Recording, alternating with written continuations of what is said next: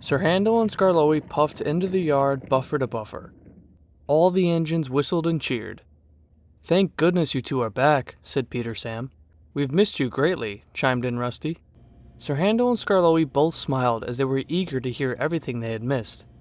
Duke told them everything, and he told them all about Luke.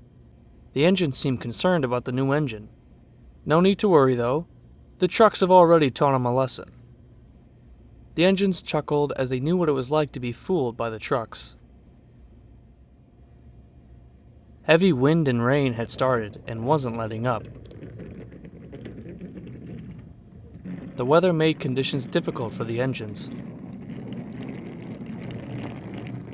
Even worse, it weakened the slopes and the supports of the viaduct. The line was now in danger of collapsing.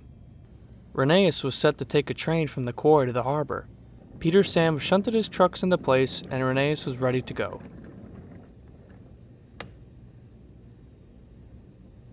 "Be careful out there," whistled Peter Sam. "Let's just hope this weather doesn't get any worse," said Rheneas, as he set off. Danger lay ahead. The line of the viaduct gave out, but Rheneas and his driver were unaware.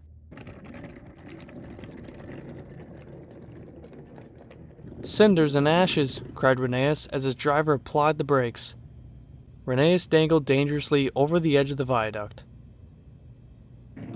Luke arrived at the quarry with a train of empty trucks for Peter Sam.